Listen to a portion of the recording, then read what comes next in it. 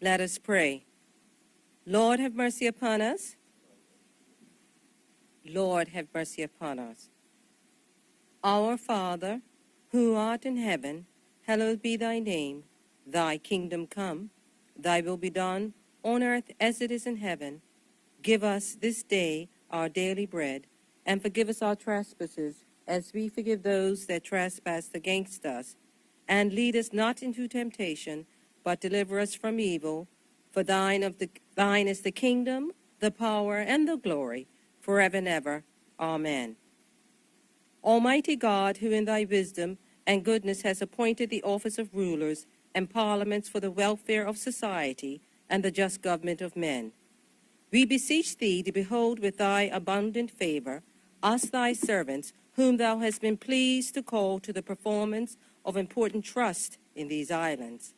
Let thy blessing descend upon us here assembled, and grant that we may treat and consider all matters that shall come under our deliberation in so just and faithful a manner as to promote thy honor and glory, and to advance the peace, prosperity, and welfare of these islands, and of those whose interest thou hast committed to our charge. And this we beg for Jesus Christ, his sake. Amen. May the grace of our Lord Jesus Christ, and the love of God, and the fellowship of the Holy Spirit be with us all evermore. Amen. Morning, members.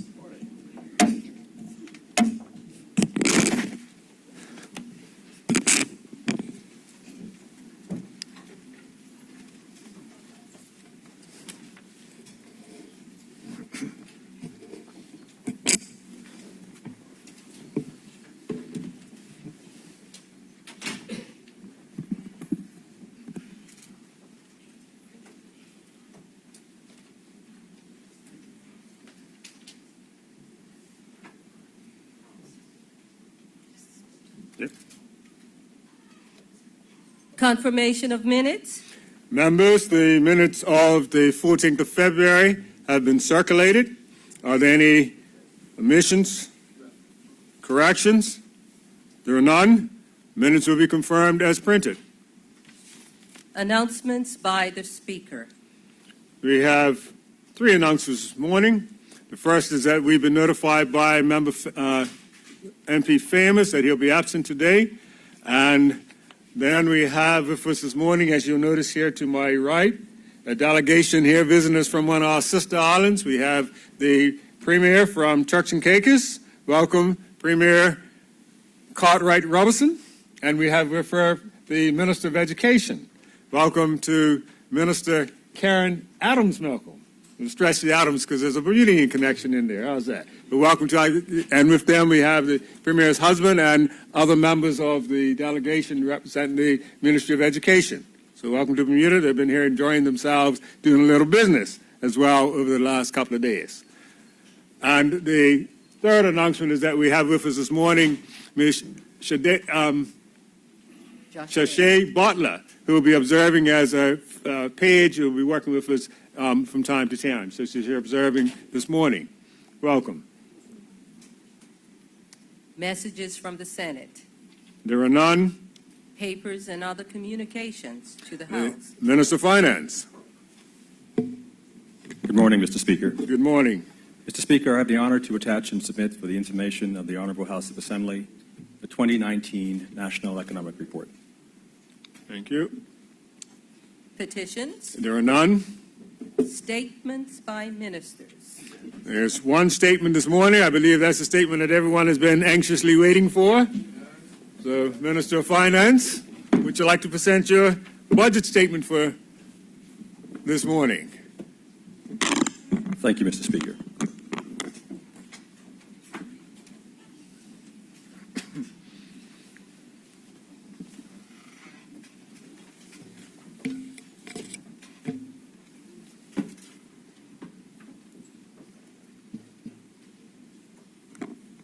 Mr. Speaker and honorable members of this House, we are a mere 7 weeks into this third decade of the 21st century, and governments around the world are engaged in a delicate act of balance delicate act to balance the realities of this technology-driven modern era and the twin demographic forces of aging populations and declining birth rates.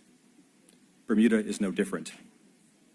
The demand for seamless, contactless interfaces between people and their banks, their food suppliers, and the traditional service industries in everyday life have seen retailers from Fifth Avenue to UK high streets close their doors and yield to the demand for less human service and greater speed of delivery.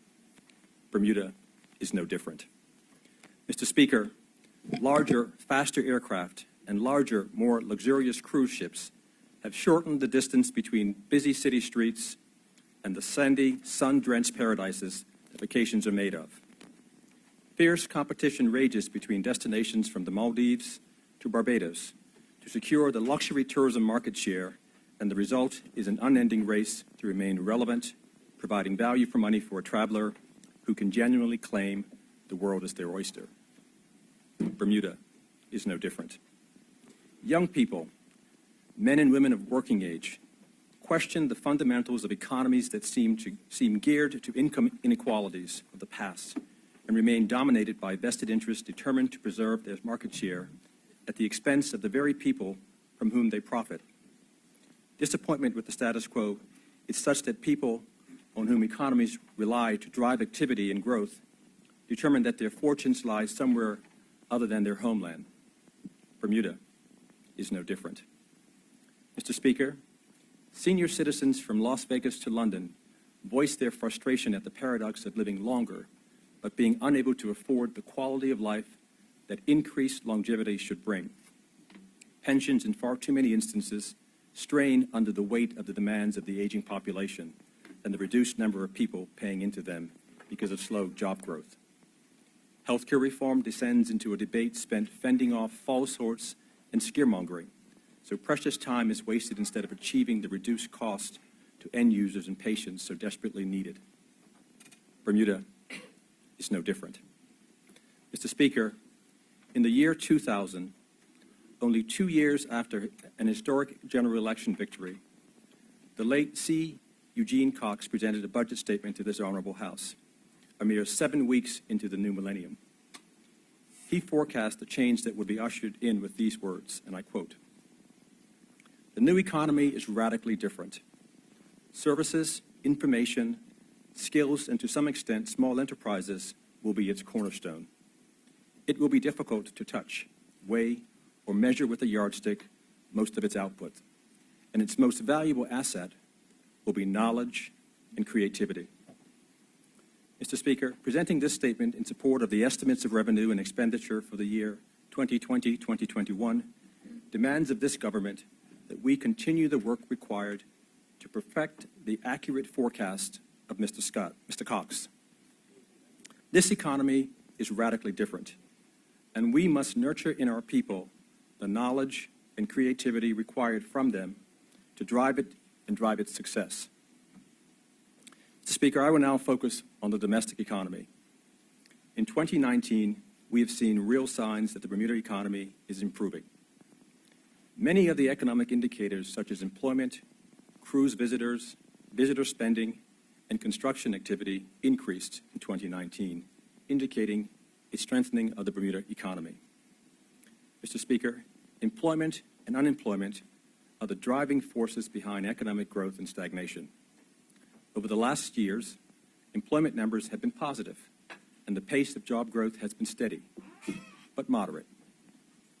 I am pleased to report that the preliminary data from the 2019 Employment Survey indicates that the total number of jobs in Bermuda grew by 441, from 33,862 in 2018 to 34,303 in 2019, a 1.3% increase. This was the fourth consecutive increase and the strongest since 2006. Importantly, the number of jobs held by Bermudians increased, reversing the decline observed in 2018.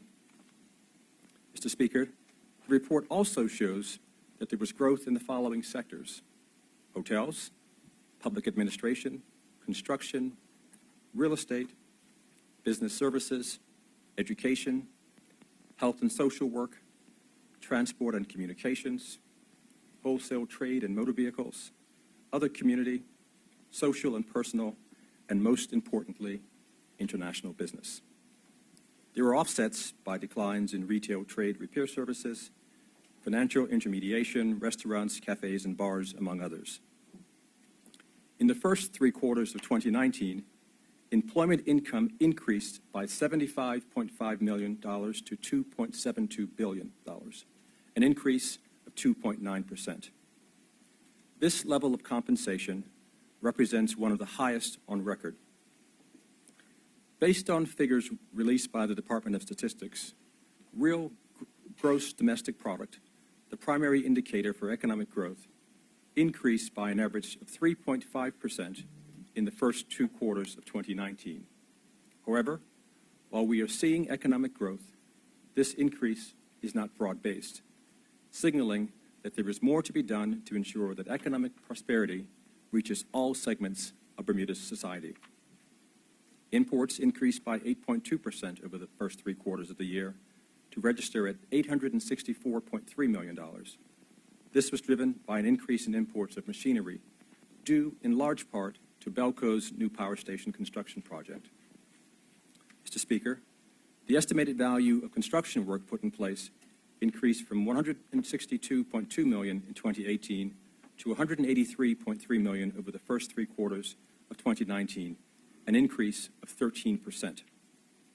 The majority of the increase can be attributed to an increase in the levels of work performed on docks, bridges, the airport project, and tourism-related construction. Mr. Speaker, headline inflation continues to remain low in Bermuda, as reflected in the 2019 Consumer Price Index, which indicates an average inflation rate of 1%. This rate is below the UK, which observed a 2.6% rate of inflation, Canada 1.9%, and the United States 1.8%. Mr. Speaker, low inflation is beneficial for the economy as it encourages consumers to purchase goods and services and also supports productive planning and investment. Bermuda's balance of payment continues to record relatively high current account surpluses, which are an important strength in the Bermuda economy. Bermuda's total current account surplus over the first 3 quarters of 2019 was recorded at $635 million. This figure is 16.4% less than the $760 million recorded over the first 3 quarters of 2018. The decrease in the current account surplus was mainly due to changes in the primary income account, which saw a decrease of $81 million driven by a decline in investment income.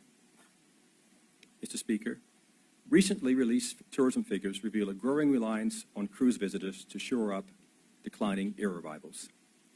While the expanded cruise season adopted by the Bermuda Tourism Authority provides some economic benefit to specific sectors, decreased air capacity contributed to a more challenging landscape for Bermuda's tourism industry in 2019. Total visitor numbers of 770,683 were recorded in 2018. In 2019, that number grew by 4.9% to finish at 242,000. Air arrivals in 2019 decreased by 4.4%, while the number of cruise passengers increased by 10.6%. Total visitor spending in 2019 rose by $13.2 million, or 2.6%, settling at $518.5 million. Mr. Speaker, in 2019, the international business sector provided 3,995 jobs in the economy, reflecting a growth of 0.3% year over year, or an increase of 10 jobs. During 2019, 846 new international companies and partnerships were registered in Bermuda, representing a decrease of 164 registrations when compared with 2018. This decrease was mainly attributed to new economic substance requirements imposed by the European Union.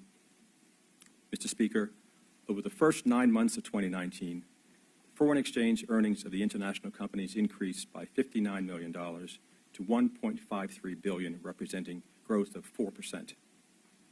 As of the 31st of December 2019, Bermuda maintained its position as the premier jurisdiction for captives with a total of 715 captives, writing gross premiums of approximately $40 billion. There were 22 new captives registered in 2019, compared with 19 in 2018. The BMA has also registered a total of 69 new insurance entities in 2019, including 58 new insurers, reinsurers, and 11 intermediaries. The international insurance sector continues to show sound financial strength and a firm market position. Mr. Speaker, small and medium-sized businesses are an important part of the Bermuda economy, and they employ just over 6,300 persons, the majority of whom are Bermudian. Based on the statistics from the Office of the Tax Commissioner, the remuneration paid and headcount of small businesses has grown in 2019.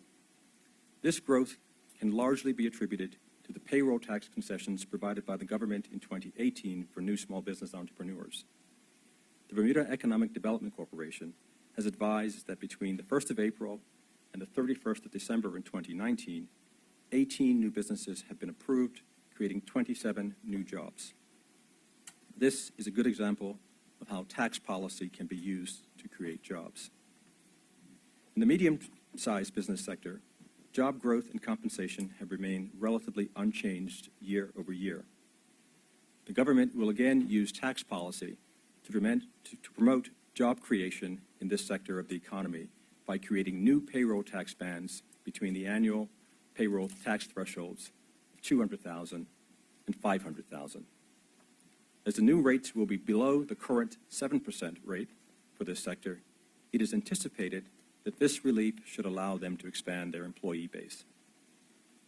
Mr. Speaker, total retail sales for the first 11 months of 2019 decreased by 2.4% to register at $1.02 billion.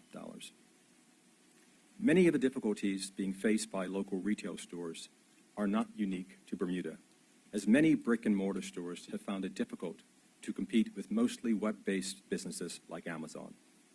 Retailers that are adapting best to this environment are those who are providing an enhanced customer experience, often utilizing technology in their service delivery.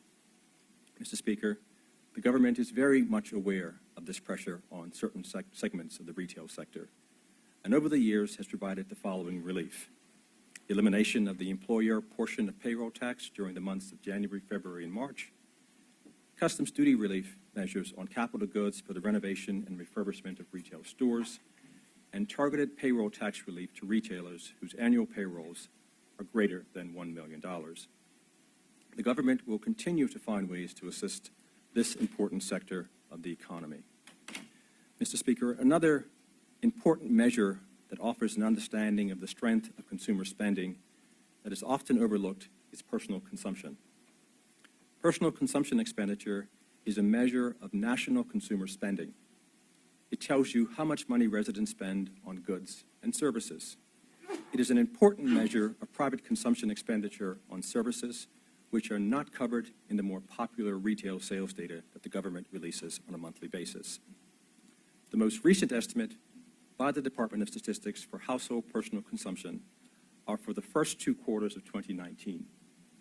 I can report that during that time period, total household consumption was $1.71 billion, reflecting an increase of 0.7% over 2018. Mr. Speaker, considering all economic indicators and the information presented, the Ministry of Finance estimates that Bermuda's GDP has increased by between 1% and 2% in 2019, following growth of 0.1% in 2018. Mr. Speaker, since our election in July of 2017, the Progressive Labour Party government has taken steps to fulfill our election promise to transform the Bermuda economy into one that is more fair and ready for the future. Last year, during the budget statement, I reviewed the government's economic plan. However, for the benefit of Bermuda, it is important that I reiterate that plan for folks. It had 5 planks. 1, build on what we currently do well in financial services and tourism. 2, diversify our economy so that we can attract companies in new industries to our shores. 3, reduce the cost of living and the cost of doing business in Bermuda. 4, make our government more efficient. And 5, reduce regulation and red tape to stimulate investment while promoting competition in the Bermuda economy. Over the last 32 months, we have made progress on all 5 measures. In building on what we do well in financial services, despite challenges from the U.S. tax reform and a wave of mergers and consolidations in our insurance sector, there were almost 100 more international businesses and business service jobs in Bermuda than there were 2 years ago. This can be attributed to continued growth in the long-term insurance sector and international law firms being permitted to operate in Bermuda. In tourism, we've seen additional investment in Bermuda's tourism product, with investments now confirmed for the redevelopment of the Fairmont Southampton Hotel and the upgrade and reopening of the St. George's Club. Mr. Speaker, there were 355 more tourism jobs in Bermuda as at the end of 2019 than there were in 2017. On the economic diversification front, the government is making sure that we attract new types of companies to Bermuda. Our investment into fintech has created 50 new jobs in the fintech industry locally, with many Bermudians being trained to assume roles as this industry continues to grow. Mr. Speaker, we've made progress in reducing the cost of living and the cost of doing business in Bermuda. Since 2017, we have reduced payroll taxes for working Bermudians to their lowest levels in 23 years, and there are more reductions to come. We have not increased payroll tax on employers, and we have given targeted reductions to struggling sectors such as retail. We've also seen energy costs go down for the first time in a generation, while the rate of inflation is running at a 56-year low. Mr. Speaker, efficiency within the operation of government has also been achieved. It is important that the public is aware of the facts surrounding the size of government. In December 2016, there were 4,470 persons on the government payroll. In December of 2019, there were 4,446, a decline of 24. Contrary to the narrative espoused by various components of the opposition, we have been successful in making the government more efficient, while keeping a firm lid on our headcount in government. We have increased headcount where it matters, in the areas of education, healthcare, and social services, while reducing it in others. Therefore, uninformed commentary that speaks to the expanding government needs to be taken for what it is, a falsehood that has no bearing in fact. The numbers speak for themselves. Mr. Speaker, we've also made progress in reducing regulations and red tape to stimulate investment and promote competition in the Bermuda economy. We've eliminated payroll taxes for startup businesses, as well as having streamlined the processing for starting new local companies. In this budget session, we will introduce a bill that will reduce the required ownership of a local company from 60% Bermudian to 40% Bermudian, while maintaining the requirement for the board of directors to be at least 60% Bermudian. We have supported competition in the permission of international law firms to operate in Bermuda, and have been aggressive in courting additional financial services institutions to set up in Bermuda to provide competition to established players. Mr. Speaker, in 2016, the former Bermuda government entered into an agreement with the developers of the Caroline Bay project at Morgan's Point, and their lenders providing $165 million in guarantees with respect to project debt. In February of 2018, work partially stopped on the development and has since been fully suspended.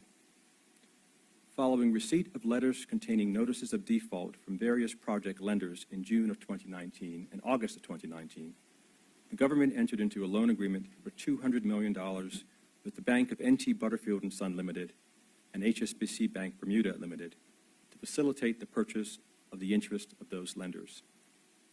Mr. Speaker, the Bermuda government also purchased the claims from project contractors and supervised the payment of Bermudian subcontractors who had until that point remained unpaid for goods and services they had provided at Morgan's Point.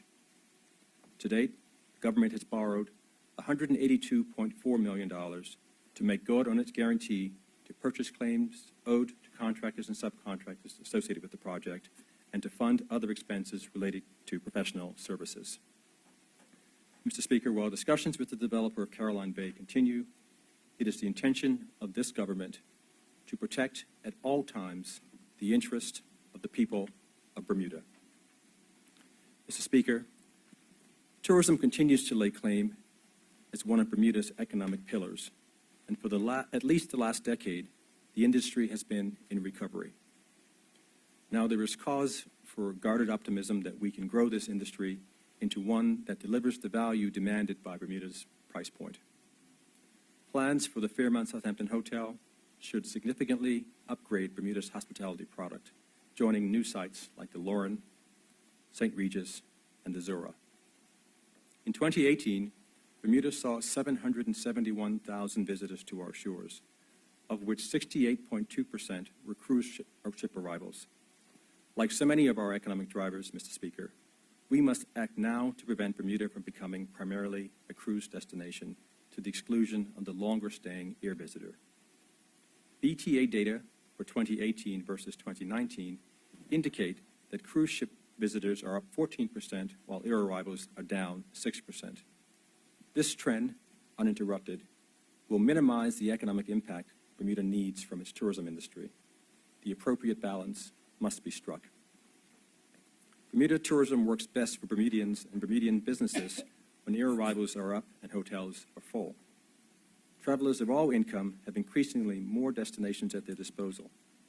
Mr. Speaker, our tourism product is no longer unique enough to stand out from the noise of an increasingly crowded marketplace. We must up our game and improve it. Even the best marketing will struggle long-term to overcome these competitive headwinds. To continue charging these prices, we must evolve beyond a singular narrative of the island paradise. As part of the work to be done in this fiscal year, we must, 1, restructure the BTA to focus more directly on its sales and marketing role. 2, devise and introduce a slate of annual events that drive visitors to Bermuda and better reflect our claim to be a luxury destination. And 3, renew the efforts of air service development to expand airlift capacity from key markets. Mr. Speaker, Bermuda's strength continues to be its sound legal system and strong jurisdictional reputation for appropriate regulation and a high standard of financial services provided. Using these strengths to our advantage means developing new areas for growth that require those ingredients to succeed. The first phase of the Ottawa A. Simmons Arbitration Center, the demolition of the old police headquarters, will begin next week, and from that site, Bermuda will firmly establish itself as a jurisdiction of choice for dispute resolution. In partnership with the private sector, a targeted Asia strategy is in hand and will be deployed to promote Bermuda as an alternative to those jurisdictions, one where there is political stability and business is welcomed. Mr. Speaker, the Incorporated Segregated Account Companies Act of 2019 received assent on 26th of November 2019 and introduces a new company-structured product, the Incorporated Segregated Account Company, otherwise known as ISAC. Honorable members will recall that this legislation has been developed to create a new and innovative product to meet the needs of business stakeholders in Bermuda. The ISAC provides greater certainty via a statutory and common law basis for the segregation of assets and liabilities by creating separate corporate bodies. This new product has been embraced by industry and further diversifies Bermuda's corporate offering in a competitive global marketplace. Mr. Speaker, no sector has been more resistant to market forces than real estate in Bermuda. Prices remain relatively high when compared with what similar purchase prices can buy outside Bermuda, and sluggish sales have contributed to dented consumer confidence in the economy. There are 81 condominium units on the market today, and the average unit takes almost 2 years to be sold. Land is rare and must be protected for future generations. Strategies to open previously restricted markets must not harm the economic interest and aspirations of Bermudians. This is a complex area, and it cannot be ignored that seemingly conservative lending practices by banks continue to frustrate potential first-time homeowners from entering the marketplace. Mr. Speaker, during this fiscal year, this government will advance measures to stimulate the real estate market. Hardworking young Bermudians and their families must be at the forefront of our policymaking in this area, along with those Bermudians who have invested in property and wish to see a legitimate return on that investment. Mr. Speaker, during this past fiscal year, the government has been forced to find money for things that did not form part of what we promised the people of Bermuda. When the glow of an election victory fades, the cold, harsh light of governance tests our ability to prioritize and often means choosing the unpopular and at the time misunderstood in the name of preserving the wider interest of the economy that serves the people. Millions of dollars had to be spent to meet tests imposed by the Financial Action Task Force, the EU, and the OECD in the areas of anti-money laundering, terrorist financing, and economic substance. Still more millions were required to meet the call on the previous administration's guarantee of the Caroline Bay development. We expect to see a return on both these expenditures, Mr. Speaker, but it is cold comfort to the people we represent when there are needs in the here and now that have been delayed as a result. The people should not have to wait any longer. Therefore, Mr. Speaker, this budget will feature the largest capital spending plan in a decade and will see increased grants and contributions to invest in our communities.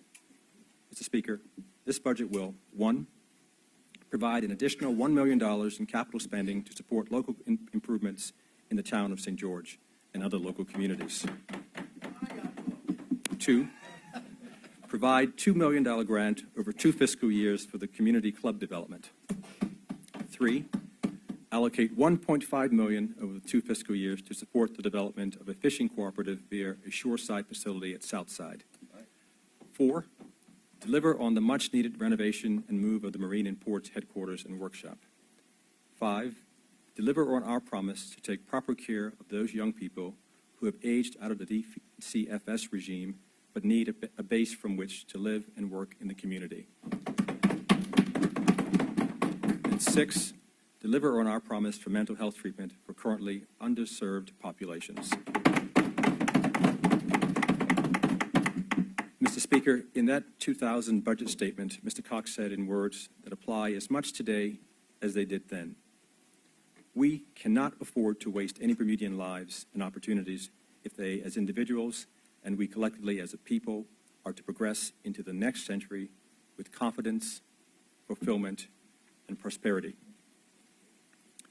Mr. Speaker, governments have an obligation, in fact, a duty, to invest in their infrastructures in order to drive the momentum and growth of their economies. Fiscal constraints over the last decade have resulted in substantial reductions in some cases, the elimination of funding for certain critical infrastructure investments. In the 2020-2021 estimates of revenue and expenditure, we propose to increase the amount allocated to capital development spending to $60.1 million, an increase of $16 million, or 36.2%. These monies will be used to fund necessary investments in building repairs, relocation of courts, school repairs, and road repairs. Approximately $4.4 million of the increased spending will be funded from revenues raised from the new transportation infrastructure tax on cruise ship passengers, which is intended to be used to fund improvements in Bermuda's tourism and transport infrastructure. Mr. Speaker, this government is committed to tackling the challenge of making government more efficient and more responsive to its citizens. The expressions of constructive criticism of how government works or does not work have not fallen on deaf ears. There is significant work to be done to streamline government processes and improve the interaction of government workers with the taxpaying general public. One only need look at the Department of Immigration to see how the use of technology and collaboration with private sector stakeholders have improved processing times for immigration services. In this vein, the government will be making additional funds available for significant investment in information technology with the goal of making government work better and be more responsive to the needs of our citizens.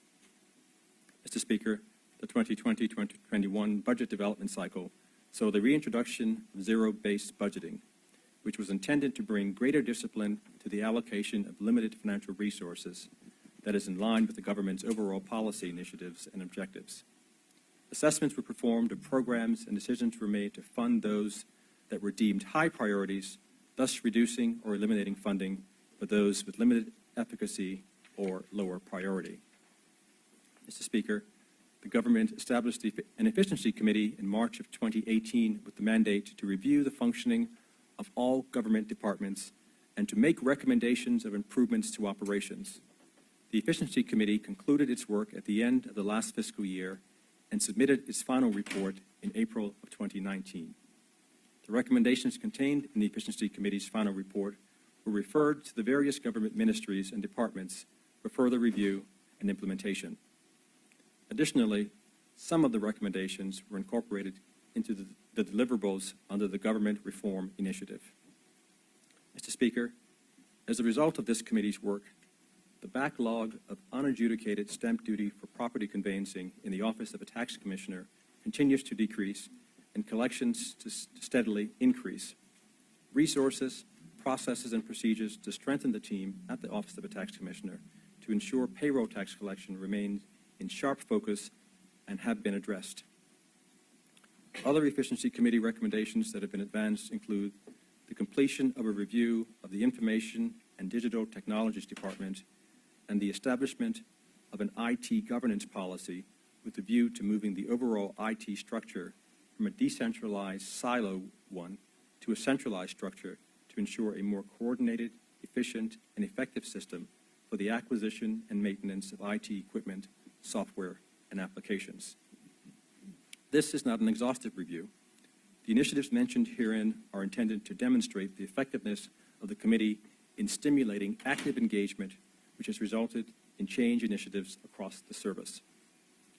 Other initiatives commenced as a result of the committee's work are in channel and are likely to be highlighted by individual heads during the course of the budget debate. Mr. Speaker, during last year's budget statement, I stated it was incumbent upon government to create the conditions necessary to foster economic growth that result in increases in jobs, incomes, and the standard of living for Bermudians. In this vein, the government will take a number of measures intended to provide a stimulative effect on the Bermuda economy. Mr. Speaker, in this year's budget, there are no proposals for any new taxes.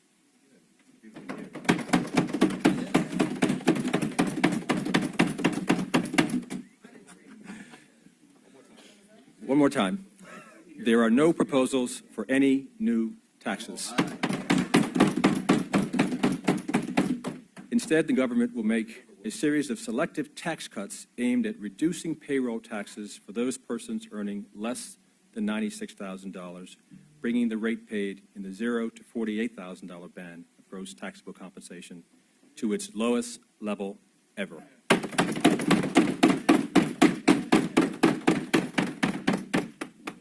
The objective of this initiative is simple. It's to put money into the pockets of approximately 75% of the employees in Bermuda. The cost of this tax relief will be partially offset by modest increases in the employee portion of the payroll tax for those who earn more than $96,000. Additionally, after careful consideration and in an effort to assist small and medium-sized businesses, the government will introduce two new employer payroll tax bands between $200,000 and $500,000, which will have the effect of lowering the payroll tax burden for those businesses. The government will also expand the successful taxi industry payroll tax scheme to those persons who own and operate public service vehicles that include airport limousines, and minibuses. Lowering the cost of borrowing directly impacts the cost of housing. The cost of financing continues to be a major contributor to the cost of housing in Bermuda. In last year's budget statement, I announced that the government would work with a private sector bank to pilot a mortgage guarantee program that would lead to lower rates on mortgages. While progress on this initiative has been slow, in December of 2019, the government entered into a 15-month exclusive arrangement with one of the local banks to advance the development of a mortgage guarantee program. Over the coming months, the government will work in earnest with a local banking partner to deliver a mortgage guarantee program that will be designed to deliver lower financing costs to middle-class families seeking to secure mortgages of $750,000 or less. This program will be built around strong underwriting standards to protect the interests of the borrower, the lender, and the government. Mr. Speaker, Bermuda's unions have a proud history of advocacy in the development of innovative rights on the behalf of workers. Today, several of our unions have sought the support of the government in taking the next step in that journey with the creation of a union deposit company. As an idea, it is compelling.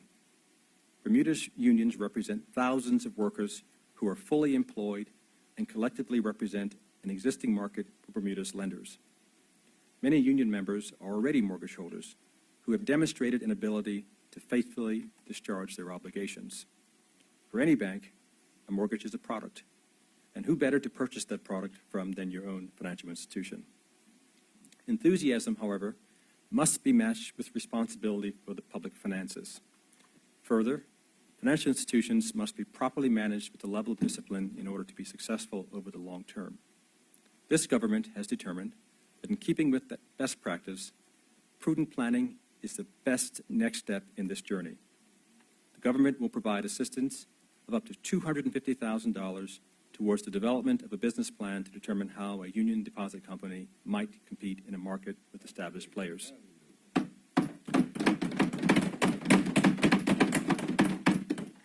As a financial institution, any future deposit company would come under the independent regulation of the Bermuda Monetary Authority and would have to convince depositors to provide it with funds to lend. However, we believe a union deposit company may play a viable role in offering an alternative to its members and in doing so provide further competition and a reduction in mortgage lending rates. Mr. Speaker, this government is committed to performing regular assessments of the appropriateness and efficacy of Bermuda's regulatory and legislative regimes to ensure that they are appropriate for the jurisdiction and consistent with global best practice. There has been a growing movement in leading jurisdictions towards having the activities of the prudential regulator supplemented by those of a financial conduct authority. A conduct authority is primarily tasked with protecting consumers and promoting healthy competition. The Bermuda Monetary Authority serves as Bermuda's prudential regulator and is responsible for, among other things, the promotion of financial stability and the effective supervision and regulation of Bermuda's financial services sector. Today, Bermuda does not have a financial conduct authority. Over the coming year, the government will work with key stakeholders to take the necessary steps to establish an appropriate financial conduct oversight entity that will focus on protecting the interests of consumers of financial products and services in Bermuda. It is the government's responsibility to ensure that the financial services sector works well and that it has products and services that are priced competitively and fairly benefit customers. Mr. Speaker, the Bermuda investment environment provides competitive advantages for businesses striving to compete globally. Bermuda's own competitiveness in global markets is based on a unique set of strategic advantages which include, but it's not limited to, the following. 1, proximity to U.S. capital markets. 2, UK and U.S. compatible law and regulation. And 3, extensive regulatory cooperation as well as recognized regulatory quality. Investment keeps our economy open, dynamic, and competitive, and helps to ensure that Bermuda continues to be the best place in the world to do business. However, as a small and open economy with limited economic diversification, the Bermudian economy is vulnerable to external factors. These include changes in international tax policy and regulatory standards that could adversely affect our business sector and impact our way of life. In a similar vein to priority actions taken in many other sectors, the government is working with a number of stakeholders to introduce a new private family office product to further meet the needs of ultra-high net worth individuals who require a different wealth management model to meet their estate planning objectives. It is because of Bermuda's strength as an international financial center that many institutions have worked closely with the government to develop solutions tailored to the specific requirements of the financial services sector. The development of a family office product is an expansion of wealth management sectors in Bermuda, thus demonstrating Bermuda's commitment to these sectors and to the government's diversification mandate.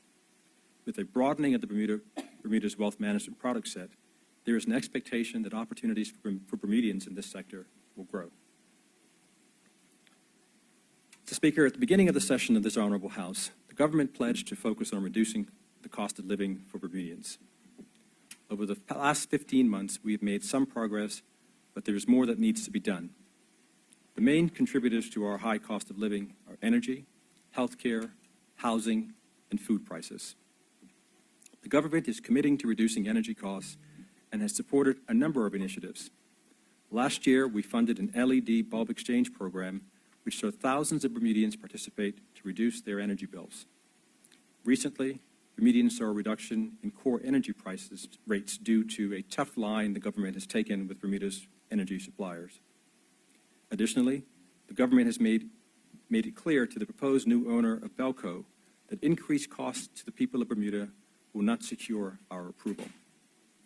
Finally, to support the transition to renewables outlined in last year's throne speech, the government, in partnership with international companies, will set up a green energy fund to provide capital to deploy solar installations throughout the island.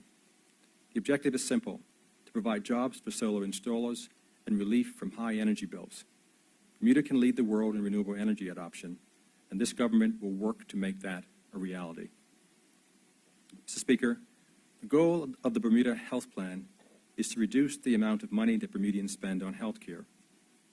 Health insurance and out-of-pocket costs provide a real challenge to most Bermudians, and that is why the government is focused on bringing needed reforms that make our system more efficient while reducing co-pays and providing better coverage for preventative care. Mr. Speaker, when it comes to housing, the government has taken and will take further steps to reduce the cost of housing and mortgages. First, we boosted competition in the mortgage market by eliminating taxes when you transfer your mortgage to a bank that may have had a lower interest rate. This year, the government will, in partnership with a local financial institution, pilot a mortgage guarantee program aimed at reducing mortgage rates for some Bermudian families. Last year, we changed laws that will allow international companies to invest in approved residential schemes in our economic empowerment zones. Investment in city residential developments will result in construction jobs and an increase in the available housing stock. The objective of this initiative will be to increase the supply of quality, affordable residential accommodations in Bermuda. Mr. Speaker, the government acknowledges the impact that food prices have on the cost of living. In an effort to promote more price transparency and aid consumers in identifying alternative food pricing, the government will be amending the Cost of Living Commission Act to require reporting of prices from grocers to the government. This information will be made available to the public via mobile application so that consumers can compare the differences in prices of staple goods.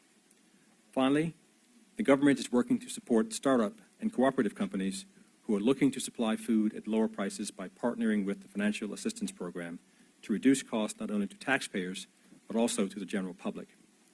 This is an innovative way in which money that is already being spent by the government can be redirected to support competition in Bermuda and reduce food prices.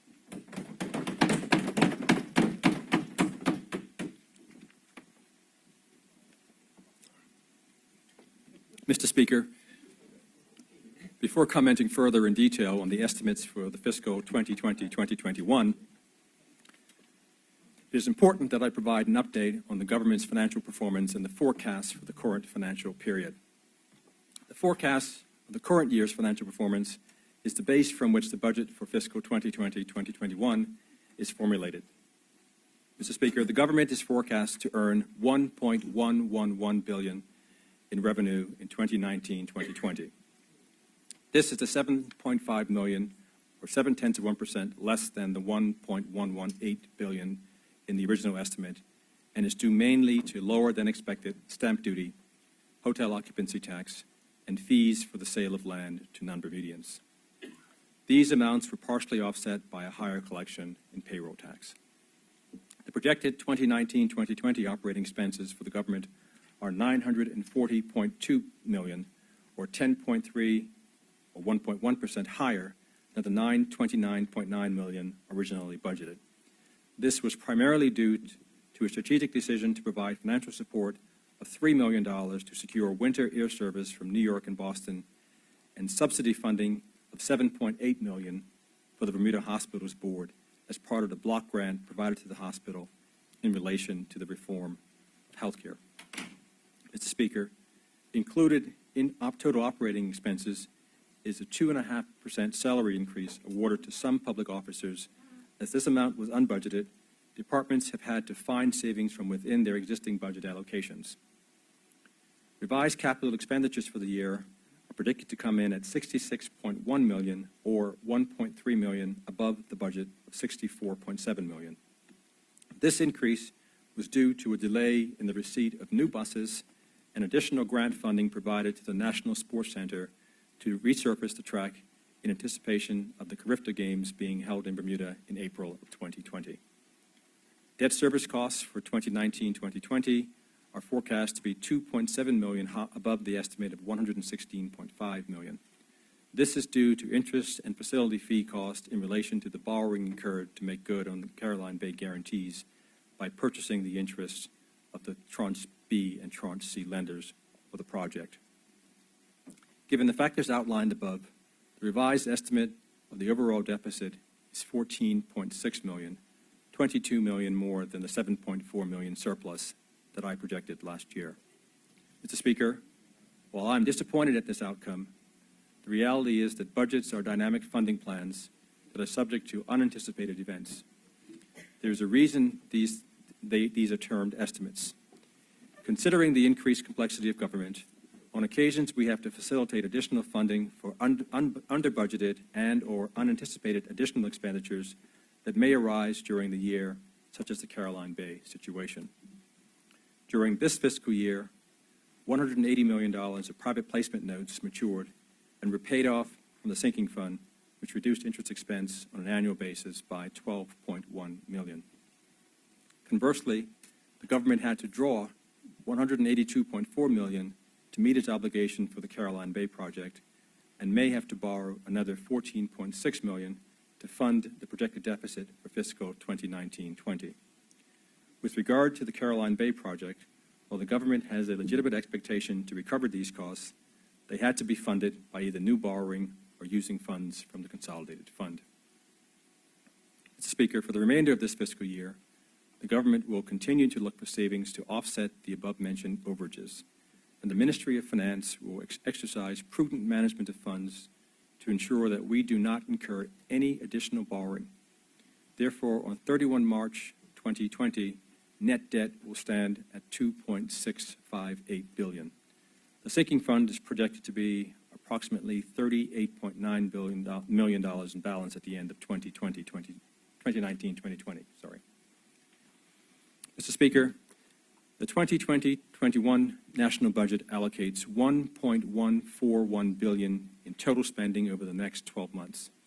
This level of spending represents a $30.9 million or 2.8% increase over the 2019-20 original estimates.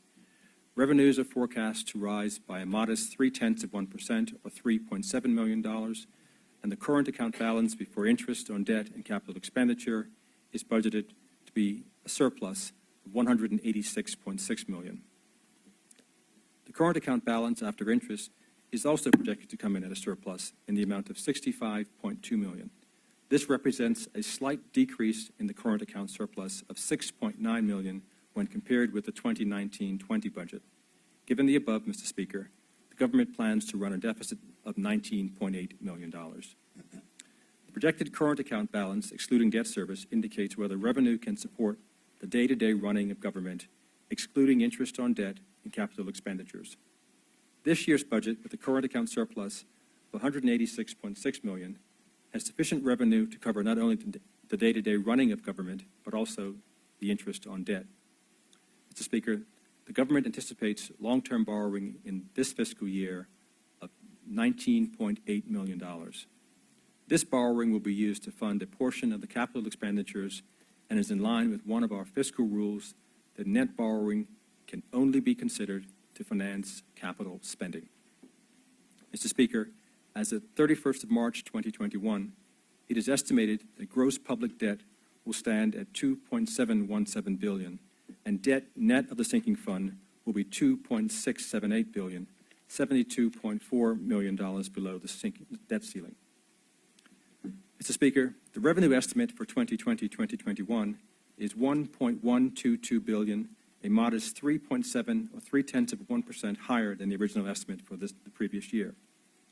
The most significant increase will be in relation to taxes on cruise ship passengers and uplifts to immigration fees. Other than these adjustments, there are no new or increased taxes contained in the budget for the upcoming fiscal year. Rather, Mr. Speaker, we will be providing payroll tax relief to workers and to small and medium-sized businesses. We will also extend payroll tax relief to employers with payrolls of $500,000 and above for the creation of new jobs in Bermuda. Mr. Speaker, the total fiscal impact of the payroll tax relief to workers and small and medium-sized businesses will be a reduction in the government's payroll tax yield of approximately $6.4 million. Honorable members are aware that the government released the pre-budget report in advance of this budget.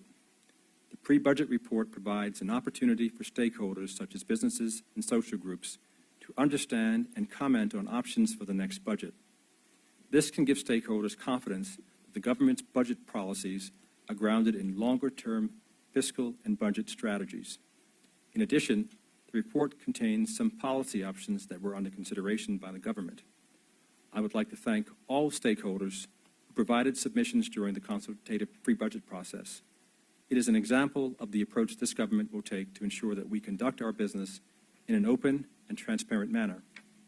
Following consultation, the ministry will take the following actions to meet the government's revenue target in 2020-21. Mr. Speaker, payroll taxes remain a highly effective and reliable way to raise revenue. The yield from payroll tax is estimated at $467 million in 2020-21, 41.7% of total government revenues. As mentioned earlier, the pre-budget report indicated that the government would consider reducing or eliminating the lowest band of payroll tax to provide relief to the workers in that band. It was noted that if the government reduced or eliminated the lowest band, it would seek to make the yield for the employee portion of payroll tax neutral by raising the rates in the remaining three bands. Following the pre-budget consultation, the government proposes to amend rates as follows. Remuneration of 0 to $48,000, the rate will be adjusted from 4% to 2%. Remuneration for $48,001 to $96,000, the rate will be adjusted from 6.5% to 8.5%. Remuneration of $96,001 to $235,000, the rate will be adjusted from 7.75% to 9%. And remuneration greater than $235,000, the rate will be adjusted from 8.75% to 9.5%. Mr. Speaker, following this reform, anyone making less than $96,000 will see a reduction in taxes, and anyone making more than $96,000 will see a slight increase in their taxes. Additionally, the government projected payroll tax yield is estimated to be reduced by approximately $3.8 million as a result of this reform. An illustration of the combined tax savings under the new rates for selected salaries for fiscal year 2018-2019, when we last reduced the lowest band, and this year is set below. Tax savings in more detail for this fiscal year are in Table 10 in the appendix. Mr. Speaker, following the pre-budget consultation, the government will extend payroll tax relief for the creation of new jobs in Bermuda to employers with payrolls of $500,000 and above. This program will provide a 2-year employer payroll tax concession for additional jobs created in Bermuda. Following the pre-budget consultation, the government will create 2 new payroll bands between the annual payroll thresholds of $200,000 and $500,000. This tax relief to small and medium-sized businesses should allow them to expand their employee base. The proposed bands are as follows. Between $200,000 and $350,000 at a tax rate of 3.5%, 50% reduction, and between $350,000 and $500,000 at a tax rate of 6.5%. Mr. Speaker, the government will expand the successful taxi industry payroll tax scheme to all persons with public service vehicles. This includes limousines, airport limousines, and minibuses. Further consultation will occur with owners of these vehicles in this sector before any decisions are finalized. The pre-budget report signaled that the government would assess the cost of increasing the deductible on dividends paid to shareholders from the $10,000 limit. Following this initial assessment, the government will not be increasing the deductible. Rather, we will further evaluate this proposal during the ensuing year in order to gain a clearer understanding of the effect that it will have on the payroll tax yield. Mr. Speaker, the yield from customs duties is estimated at $235 million, or 21% of total government revenues. There will only be minor changes in the customs tariff, such as raising the rates on cigarettes containing tobacco substitutes in line with the rate of cigarettes and zero rating certain items. However, Mr. Speaker, to assist retailers, the Ministry of Finance will expand the scope of goods that receive relief under the Retail Shops Temporary Customs Duty Act of 2008, which provides a zero rate of customs duty on imported capital goods intended for the renovation and refurbishment of retail stores. Also, the Customs Department will ease the financial burden on retailers by making the customs duty deferral process more user-friendly.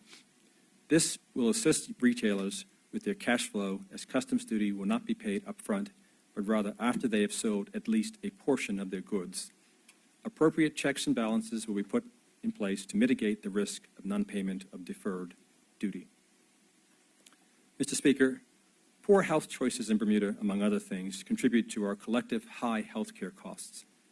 One of the measures put in place by the government to encourage healthier choices was the sugar tax. In October 2019, following 6 months of the full implementation of the sugar tax, the Cabinet authorized a review of the policy to ensure that it was having its intended effect. Consumption of items affected by the sugar tax in Bermuda has decreased. People, where they can, are making healthier choices as the cost of items with sugar have increased. However, Mr. Speaker, the broad application of the sugar tax through the customs tariff has led to some items containing relatively small amounts of sugar being taxed. For example, items like sugar-free Coffee Mate have been caught up by the tax when they were not the intended target. During this session, we will introduce amendments to the sugar tax to allow greater discretion for customs officers to waive sugar tax duties for items containing relatively small amounts of sugar. During this fiscal year, up to the 31st of December 2019, the sugar tax has raised an additional $4.7 million in revenue. Although monies were earmarked for programs to assist with healthy choices, the needs and demands for additional funding in the areas of mental health, public education, and additional support services for young Bermudians who have aged out of DCFS are considered higher priorities for the government. Notwithstanding the foregoing, additional funding from sugar tax receipts have been allocated to the Ministry of Health to work with local restaurants on an initiative to add nutritional information to menus. Mr. Speaker, every 2 years since 1996, the government reviews all fees charged for government services, such as vehicle licenses and various permits.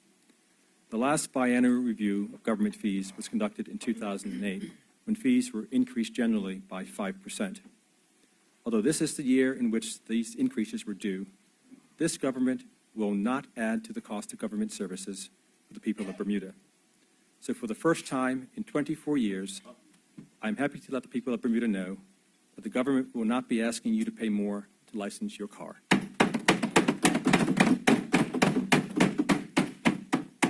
Mr. Speaker, following last year's notification to all cruise lines, the Ministry of Tourism and Transport proposes to redefine the large ship infrastructure tax as a transport infrastructure tax. Additionally, the tax rate will be increased from $22 to $25 per person over the age of 2. The new rate will take effect from the 1st of May 2020 for all cruise ships that berth in dockyard between the 1st of April and the 31st of October, regardless of the size or passenger count. The increase in revenue yield from this change is estimated at $4.4 million. The majority of the revenue received from the infrastructure tax will be used to invest in tourism and transport infrastructure. Following the pre-budget consultation, and mindful of the impact of any further increases in company fees on Bermuda's competitiveness, the government will not be amending any company fees.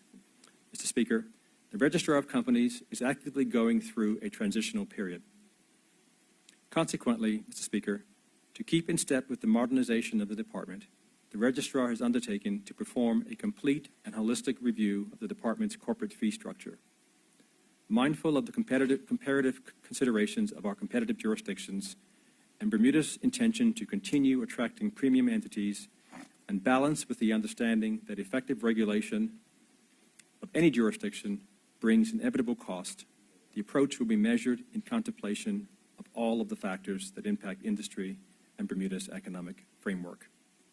The Registrar, working with external consultants, is committed to robust industry consultation and engagement as he navigates through this process with a view to making recommendations to the Ministry by July of 2020 as to what possible next steps may be appropriate.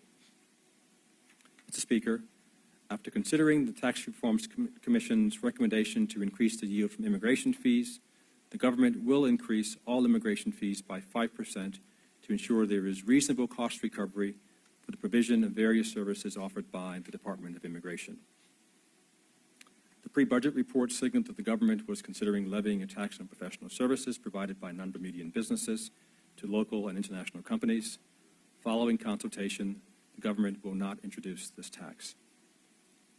In their recent report, the Fiscal Responsibility Panel noted the following, and I quote, "The budget, 2019-2020, does, as recommended in several of our previous reports and by the TRC, incorporate a much more determined effort to improve the efficiency and timeliness of tax collection by increasing the resources of the Office of the Tax Commissioner, modernizing payment methods, and improving enforcement. We are impressed by the pace of the modernization effort in the Tax Commissioner's office. The government should continue to attach a high priority to ensuring that this work has the necessary political and financial support," end quote. Mr. Speaker, despite this endorsement, the government recognizes there is much more work to be done in this area. As per recommendations from the Caribbean Technical Assistance Center, CARTEC, and the Efficiency Committee, the Office of the Tax Commissioner has decided to modernize its tax administration into an organization that operates according to modern standards and that is enabled by powerful information technology support. Mr. Speaker, the government will use all available means to collect overdue taxes, thereby improving the government's cash flow. To this end, the government is currently considering ways to supplement and enhance the debt collection function within government and is working through the procurement process to engage relevant service providers that can assist with this matter. Other options that will be evaluated include a tax amnesty program. The proposed amnesty would provide eligible taxpayers with 9 months from the determined commencement date to settle 75 to 85% of the total amount due by more than 90 days.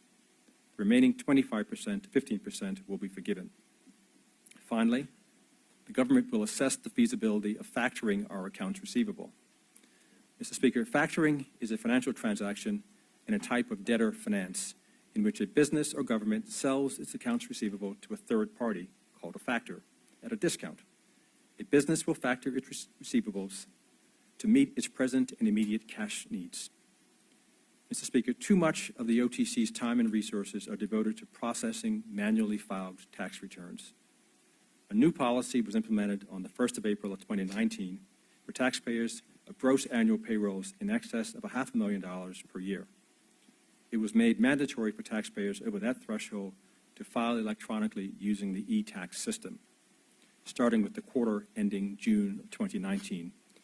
It is now proposed that this policy be expanded to require all taxpayers with payrolls greater than $250,000 per annum to file electronically. Mr. Speaker, total expenditure, including debt service, of $121.4 million and capital investment of $85 million is estimated at $1.142 billion, $30.9 million, or 2.7% higher than the 2019-2020. The primary reason for the increase relates to the proposed increases in capital spending of $20.3 million to strengthen our infrastructure after periods of underinvestment. Mr. Speaker, this level of spending will enable the government to execute on its priorities of educating our children, providing health care and security for our citizens, and assistance to the less fortunate. It will also allow us to provide targeted investments to grow and diversify Bermuda's economy and revitalize our infrastructure in a fiscally prudent and responsible manner. Operating expenditure in 2020-21 is forecast to be $935.6 million. This amount represents an increase of $5.7 million, or 0.6% over the 2019-20 original estimate of $929.9 million. Holding nominal program spending growth to this level this fiscal year means that in real terms, the government is reducing spending across the board. Mr. Speaker, the increase in operating expenditure is directly related to the provision of improved and expanded services and programs. The major drivers for this adjusted operating expenditure by the ministries are as follows. The Cabinet Department, to fund an implementation team in central government to support the implementation of various government proposals. Ministry of Legal Affairs, funding for operational programs for young people too old for children's facilities and increased grant funding. Ministry of Finance, funding for additional posts in the Registrar of Companies for economic substance regulatory framework and increased grant funding for the Bermuda Public Accountability Board. Ministry of Health, funding for community mental health programs and increased grant funding. And finally, Ministry of Education, funding for enhanced student behavior management services, educational therapists, and counseling services. Mr. Speaker, the government is committed to aggressively managing our expenditure, and in order to determine high-priority policy programs, the Budget Office reintroduced zero-based budgeting for the upcoming fiscal year. Policy prioritization at the start of the budget process will facilitate a better alignment of the allocation of limited resources with the government's overall policy initiatives and objectives. ZBB is a method of budgeting in which all expenditures must be justified starting from zero. ZBB involves a fundamental re-examination of all departments, business units, or services, and justification of funding and performance. This method requires that each department analyze its entire budget request in detail, both current and proposed new services, in order to identify the most effective and efficient method for service delivery and resource allocation. This analysis includes examination of the service's purpose or objectives, alternative service delivery models, proposed service levels and the resource requirements, consequences or risk of not providing the service, and the benefit and outcome of each service level. Once the analysis has been completed, all service levels for each department are ranked, and a consolidation and final ranking of all the departments within a ministry is composed. Mr. Speaker, the respective ministers have reviewed the final ministerial rankings and agreed the priorities and spending proposals, after which all submissions have been presented to the Cabinet. Mr. Speaker, debt service costs for 2020-21 are projected at $121.4 million. Approximately 7.9 of this expenditure is related to the Caroline Bay project. It is well recognized that interest rates are relatively low, and the ministry will therefore use the opportunity not only to finance the 2020-21 deficit, but also to refinance the loan agreement arranged to facilitate the Caroline Bay obligations and to refinance existing, more expensive government debt at a more favorable rate, therefore reducing debt service pressure on the budget. Mr. Speaker, I will now turn to capital investment. The government remains committed to making sound capital investments that will revitalize the country's infrastructure, support growth, create jobs, and improve our quality of life. The capital expenditure component of the 2020-21 budget is set at $85 million, $20.3 million higher than the 2019-20 original estimate. The most significant item of capital development expenditure in the 2020-21 budget relates to upgrading the Parliament building and relocating the courts, that's $3.2 million, major building upgrades, $3.1 million, school maintenance, $3 million, and roadworks, $2.8 million. While most of the planned investment is related to construction projects, there is a capital acquisition provision of $24.9 million, which includes IT developments across government at about $9 million, and new public buses, $4.4 million, ferries, $2 million, and other vehicles to support public service delivery. Mr. Speaker, I will now review highlights from the 10 ministries that form the government. Ministry of Education. Mr. Speaker, the Ministry of Education will receive a budget allocation of $137.6 million, which is $512,000 higher than last fiscal year. The Ministry of Education has allocated an estimated total of $2.1 million in fiscal 2020-21 for funding additional initiatives that support the execution of Plan 2022 strategies, and to continue the administration of the merit-based College Promise Program for public school graduates to attend the Bermuda College. Focus will be placed on the restructuring and redesign of the Bermuda public school system and the provision of key wraparound services needed for students who exhibit severe behavior in public schools. Mr. Speaker, changing severe student behaviors requires consistent daily intervention and support. Accordingly, 2 support centers will be introduced in the public school system for the primary school level and the middle senior school level at a cost of approximately $520,000. Full-time professionals that include education therapists and school counselors will be hired. Mr. Speaker, a total of $1.4 million will support the commencement of redesign and restructuring the Bermuda public school system in alignment with adaptive strategies outlined in Plan 2022. In addition to the government's platform initiative to phase out middle schools, Plan 2022 outlines the longer-term transformational strategy of establishing specialized schools that focus on the projected needs of the community. Plan 2022 also states the need for renovating and/or consolidating school facilities. This requires the redesign and reconfiguration of schools. Mr. Speaker, the Bermuda College will continue to receive a grant to give our public school senior students greater access to the college. As a result, the ministry has allocated $250,000 for the College Promise Program that was introduced to the college during the previous budget year. Ministry of Public Works. Mr. Speaker, the Ministry of Public Works provides highly visible services and infrastructure to the island. This infrastructure must be well maintained to ensure safety of users and longevity to achieve operational efficiencies.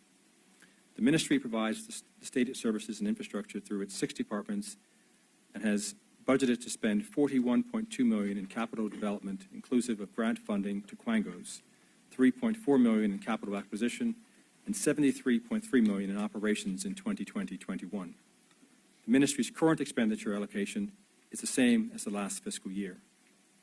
Mr. Speaker, charged with the responsibility of efficient management of the government's property portfolio, the Department of Public Lands and Buildings has an operational budget of $19.9 million in 2020-21 and will be working on the refurbishment of the Parliament Building as well as other buildings, school maintenance, major building upgrades, and various office relocations and alterations.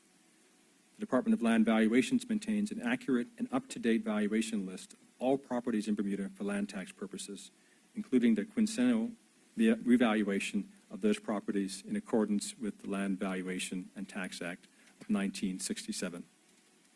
In this fiscal year, the department will conduct its quincennial reevaluation of land, after which the 2020 draft valuation list will be produced. Mr. Speaker, the Ministry of Labor, Community Affairs, and Sport will receive a budget allocation of $18.7 million, the same as the 2019-2020 allocation. The ministry has a number of key initiatives, including modernization of labor laws, the implementation of a living wage and pay equity for Bermudians that will be delivered during the next fiscal year. Departments within the ministry will also be increasing opportunities for Bermudians through sports, workforce development, and community and cultural affairs.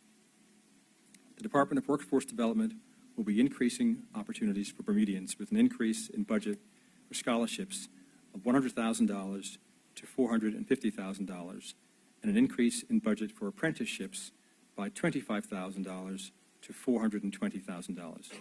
This reflects the commitment of the ministry and department to the development of our workforce and assisting Bermudians to become job-ready.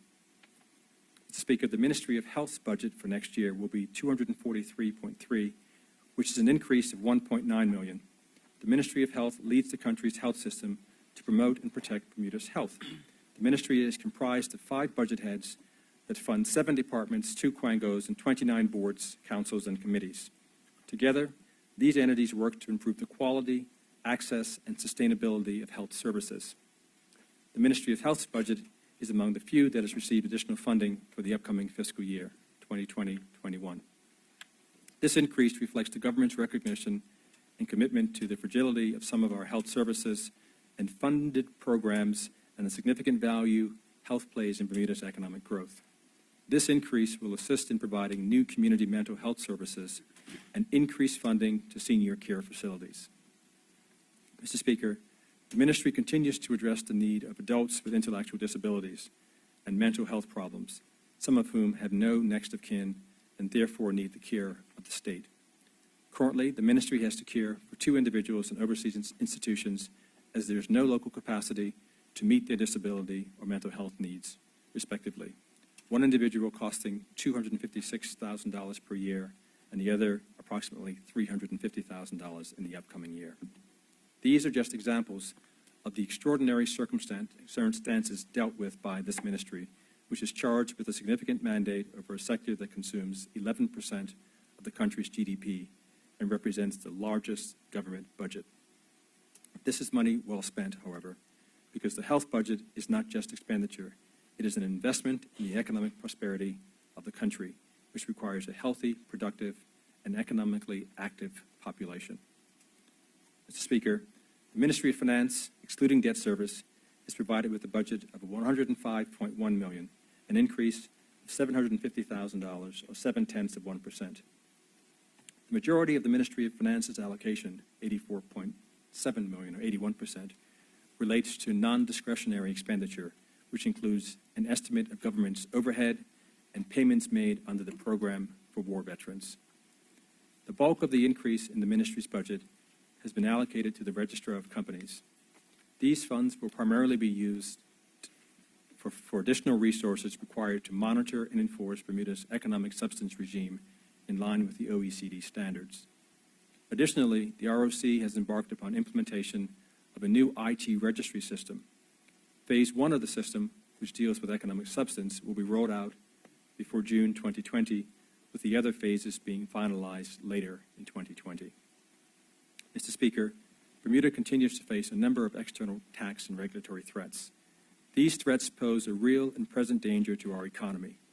During the upcoming year, the Ministry has had to reprioritize funds in order to provide additional grant funding for the Bermuda Public Accountability Board. The primary function of the board is to oversee the supervision and enforcement of auditors who carry out business in Europe in accordance with the Bermuda Public Accountability Board of 2011. The board's primary goal is to achieve equivalency with the audit requirements set down in Article 45 of the EU Audit Directive. This board has been operating with effect from the 11th of July 2012 with minimal funding. The government has determined that a fully operational secretariat or office should be set up to add substance to the process. This is also seen as a positive step in gaining the equivalent stature from the EU. Mr. Speaker, the Ministry of Finance is responsible for the collection of the majority of government revenue, and in 2018-19 collected $948.5 million, or 86% of government revenue. Accordingly, it is critical that the capacity of the revenue collecting departments to effectively collect revenue is maintained. The budget of the OTC has been increased as it seeks to embark on a tax administration modernization program. Additional funding has been provided to the Department of Social Insurance to fund a much-deserved pension increase for our war veterans. Finally, Mr. Speaker, the Ministry of Finance will keep the Progressive Labour Party platform promise by increasing pensions for our seniors by the rate of inflation this year and every year as long as we are in office.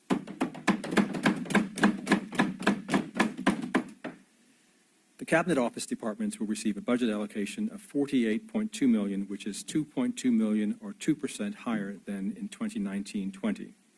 Mr. Speaker, of this amount, $1.5 million represents the centralization of permanent secretary salaries from other ministries to the Cabinet Office. Also, key initiatives to diversify the economy and promote economic growth in Bermuda demand the attention of specialists and leaders in their respective fields. This can only be achieved for Bermuda if we commit to the engagement of specific resources tasked with breaking through the regulatory and technical gridlock that often serves to restrict new economic growth. Therefore, additional funding for the Cabinet Office is provided for the assembly of an implementation team which will drive the delivery of important initiatives identified by Bermuda First. Mr. Speaker, the government's agenda is ambitious, and for the pace of reform to increase, there must be dedicated resources to advance initiatives without the distraction of the routine matters associated with public service administration. The Cabinet Office will continue its drive for government-wide reform during the budget year. Some of the long-term goals of this reform are digitalization of the government forms, online payments for government services, and a paperless office environment. The reform also includes a program of developing the potential and leadership within the civil service.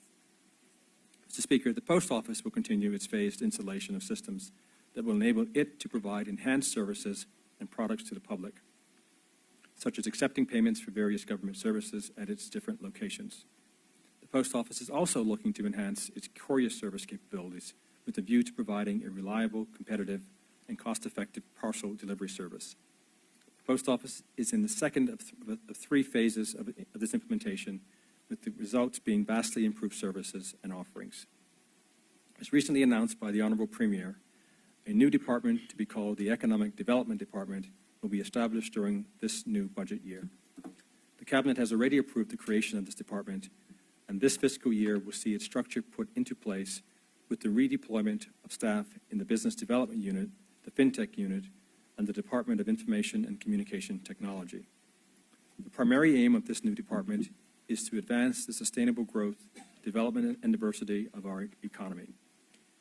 To achieve this, the department will create a strategy for economic development and diversification for Bermuda, which we envision will lead to economic growth and diversification.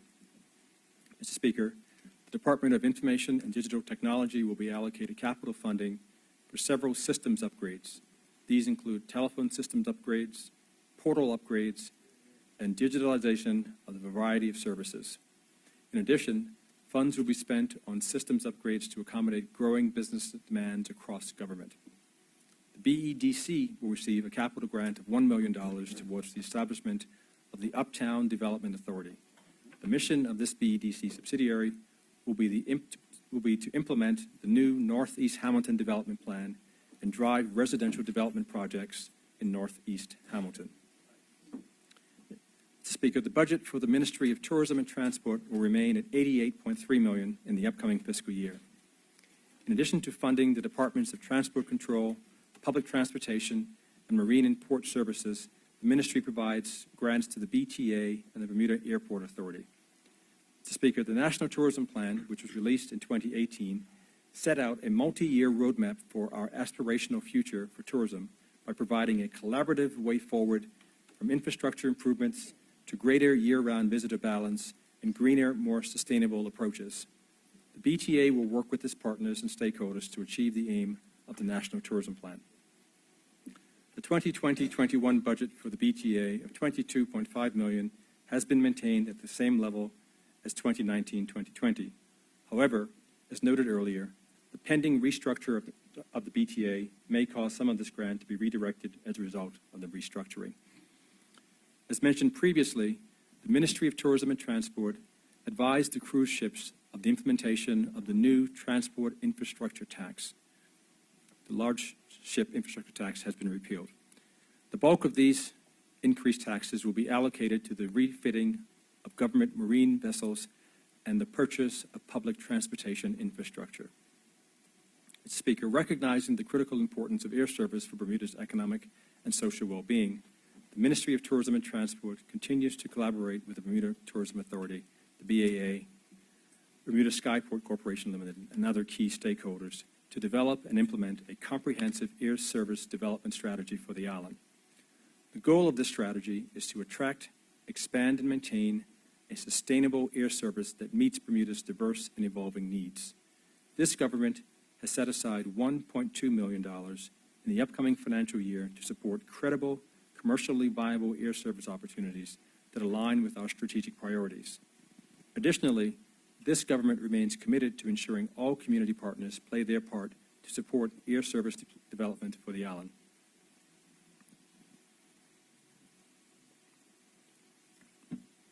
The Ministry of National Security has been provided with a budget of $134.8 million, the same as last year. Mr. Speaker, the Ministry of National Security has embarked on a reallocation initiative within the ministry to better align funding with strategic and operational priorities. This has been achieved by reallocating funds from the Bermuda Police Service while still fully maintaining frontline police levels and capabilities at current levels.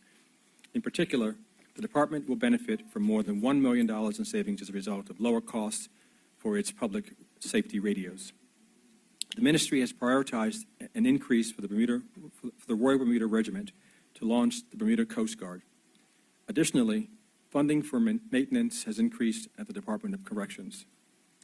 Mr. Speaker, the ministry will continue work in the area of gang violence reduction initiatives, which includes the continuation of the Redemption Farm program, the work placement program, youth prevention programs in selected schools, the expected launch of an anti-bullying app, and the restorative circle interventions. All these initiatives are focused on the target audience of at-risk youth and aim to increase executive functioning skills. Additionally, the Department of Customs will start development of an export control regime for Bermuda. Capital funding for the ministry has been appropriated for continuing projects in fiscal 2020-21, which includes the completion of the cross-departmental public safety radio system and CCTV upgrades for both the Bermuda Police Service and the Department of Corrections. The ministry will complete the implementation of the border management system for the Department of Immigration, which is critical for the opening of the redevelopment of the Al F. Wade International Airport. This is a critical dependency for the implementation of e-gates at the new airport. New capital project initiatives for the Ministry of National Security for fiscal 2020-2021 include the purchase of a new fire truck and a new ambulance for the Bermuda Fire and Rescue Service, in addition to upgrades and remediation for airport fire service buildings. Ministry of Legal Affairs. The Ministry of Legal Affairs will receive $50.1 million in the upcoming year. This represents an increase of $1,063,000, or 2% from the current 2019-20 fiscal year. Mr. Speaker, the safeguarding of children is paramount. As the representatives of our future generations, our children are valuable members of our society and deserve to be protected and kept safe. Therefore, $750,000 of the increase in funds will be allocated to programs within Department of Child and Family Services. A portion will be allocated to the psychoeducational program, which has been underfunded for several years. The program provides children and youth with protection, care, and nurturance by licensed overseas therapeutic facilities.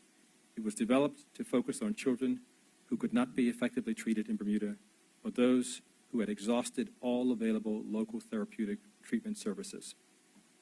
Mr. Speaker, in the 2020-21 year, a transitional living regime for children who are too old for the care of Child and Family Services will be established. At the age of 18, children in care, most of whom have spent the majority of their childhood receiving services from the department, shift from being dependents on support from the department to depending on themselves. Many are not ready for the transition to adulthood. A transitional living facility will offer both a residential program and a community-based program, which will be aligned. The residential program will ensure housing stability, while the community-based program will provide case management support, guidance, and connection to educational, vocational, mental health services, and life skill coaching. It is essential to ensure that the needs of these children are addressed to improve the quality of their lives and afford them the opportunity to be successful contributing members of our community. Mr. Speaker, the Ministry of Health and Home Affairs has been provided with a budget allocation of approximately $18 million. In the upcoming fiscal year, a consumer protection bill will be tabled to address transparency and equitable treatment of consumers who use banking and mortgage services. The Consumer Affairs section will also be introducing amendments to the Landlord and Tenant Act of 1974 and the Rent Increase Domestic Premises Control Act of 1978 to harmonize the two acts to reflect today's rental market and to provide tenancy rights to boarding house residents. The Ministry's priority is to ensure that the legislative framework reflects the requirements of both the tenant and landlord to create a fair and reasonable partnership through the creation of one comprehensive act. Mr. Speaker, to move towards solar energy and provide opportunity for Bermudians, the Department of Energy will be establishing a training program for solar installers. The Department of Planning is also working on initiatives for streamlining the planning application process. The Department will also formulate procedures for emergency applications and other minor or fast-track developments, such as seasonal structures. A new initiative that is being explored by the department is the creation of a competent persons register where minor works can be undertaken without the normal required inspections, provided the industry tradespersons meet a set of criteria to be defined and is therefore licensed. Finally, Mr. Speaker, there will soon be a legislative amendment to the Regulatory Act of 2011 to introduce a regulatory sandbox for testing of renewable energy that is not yet commercially available. This initiative is being progressed by a team including the Regulatory Authority and the Departments of Planning, Energy and Environment, and Natural Resources.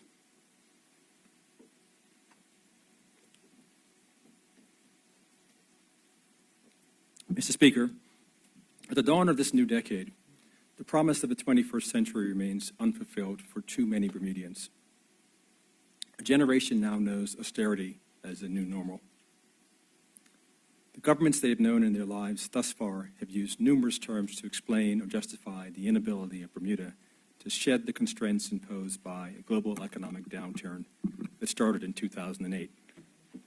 There's a palpable frustration across demographics to see Bermuda as a whole, small business, hardworking families, and eager young people are questioning the fundamentals of our economy and whether there is hope. Mr. Speaker, the responsibility of governments is to channel the mood and needs of the people into action. This country needs economic activity. Our economy needs diversification and growth. Our people need work, success, and hope. This fiscal year must be one of action. This government has taken the steps necessary to stimulate the activity needed in this economy. We've added more to the existing regimes that work to support economic growth and diversification. And most importantly, we have strengthened the social safety net that is demanded by modern societies. The challenge that is before us amounts to a call to action for all sectors of our society. The public service must hone its skills and deliver on the ambitious program set by the country's duly elected government. We, as elected officials on both sides, must put away our petty politics and recognize that the sacred trust of the electorate means more now than ever.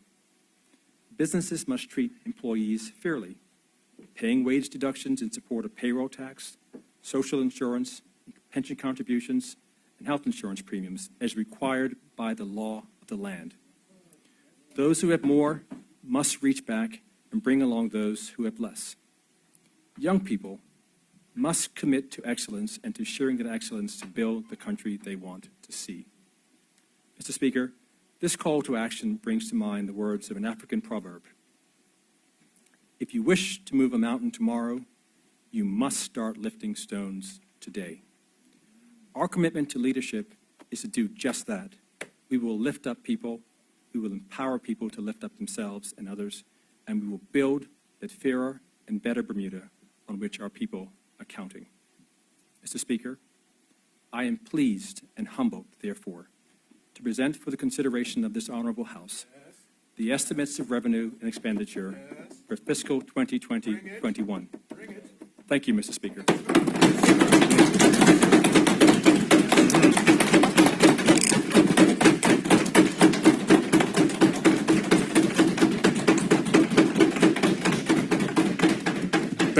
Thank you, Minister. Thank you. As customary for the budget statement, all other business is being carried over. Premier? Thank you, Mr. Speaker. Mr. Speaker, I move that this honorable House do now adjourn until Friday, February 28th. No objections? The House now stands adjourned until next Friday, the 28th, until 10 a.m.